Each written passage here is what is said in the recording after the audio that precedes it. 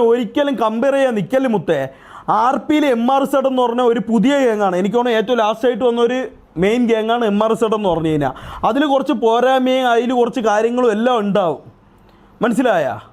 അത് നിങ്ങൾ തലയിൽ കയറ്റി അതിൽ പ്രതികരിക്കുക. അല്ല ചുമ്മാ വന്നിട്ട് ഇവിടെ എന്താ അണ്ടി കുണ്ണ പറി ഇതൊന്നും ഇട്ടിട്ട് ഒരു കാര്യമില്ല. മനസ്സിലായി? അവൻ്റെ ലൈവ് ചെയ്യുന്ന അവനെ ലൈവ് അടങ്ങേറായിക്കൊണ്ട് മനസ്സിലായ? ഷേക്കിനെ കണ്ടുപടി, മാക്കിനെ കണ്ടുപടി, കുണ്ണയെ കണ്ടുപടി, പറയെ കണ്ടുപടി, കൊട്ടയെ കണ്ടുപടി, ഇതൊന്നും ഒരു കാര്യമില്ല. മനസ്സിലായ? അവനെ കൊണ്ട് പറ്റുന്ന രീതിയിൽ അവൻ ചെയ്യണുണ്ട്.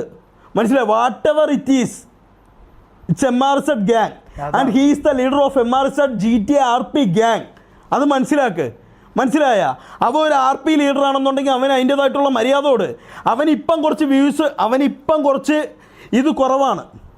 വ്യൂസ് എന്നല്ല ഞാൻ പറഞ്ഞത്, അവനിപ്പം കുറച്ച് എന്തു പറയാൻ വേണ്ടിയിട്ട് അവൻ്റെ ലൈവിൽ ചെന്നിട്ട് ഓരോ ആൾക്കാർ എന്നിട്ട് മാക്കിനെ കണ്ടുപടി, ഷേക്കിനെ കണ്ടുപടി. അവിടെ 5 വർഷമായിട്ട് RP ചെയ്ത ഈഗിൾ എവിടെ ഇരിക്കണം? നമ്മൾ ഇന്നലെ തൊട്ട് കെയർ ചെയ്തേ ഉള്ളൂ. മനസ്സിലായി? അവന് ജീവിതത്തിൽ RP എന്താണെന്ന് പോലും അറിഞ്ഞുകൂടാ. അവൻ MRC ഗ്യാങ്ങിൻ്റെ ലീഡർ ആവുന്നതിന് തൊട്ട് മുമ്പ് അവൻ ഇവിടെ വന്നിട്ട് അവൻ പറഞ്ഞു അവൻ ഒരിക്കലും ഗ്യാങ്ങിൻ്റെ RP ലീഡർ അവൻ തയ്യാറല്ലെന്ന് പറഞ്ഞു. ഞാൻ അവൻ്റെ അടുത്ത് ഒറ്റയ്ക്ക് ഇരുത്തിട്ട് പറഞ്ഞു, നീ അതിനെ അറിഞ്ഞൂടാ. ഞാൻ അവൻ്റെ അടുത്ത് ഒറ്റയ്ക്ക് ഇരുത്തിട്ട് പറഞ്ഞു, മുത്തേ നീ ലീഡറാവ്, ഈ വീട്ടിൽ നിന്ന് ഒരാൾ ലീഡറാവണം, നീ ലീഡറാവ്. എനിക്ക് ഈ ലീഡറാവ് ഒരു താല്പര്യമില്ലായിരുന്നു.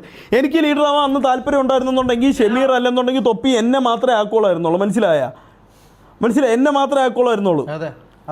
എനിക്ക് താല്പര്യം ഉണ്ടായിരുന്നുണ്ടെങ്കിൽ ഞാൻ പറഞ്ഞു എനിക്ക് ലീഡറൊന്നും ഒരു പറയോ ആവണ്ട. ഞാൻ ഫുൾ സപ്പോർട്ട് ഷമീറിന് കൊടുത്തു. ഷമീറെ മുത്തേ നീ ലീഡറാവ്, മനസ്സിലായ? നീ ലീഡറാവ്.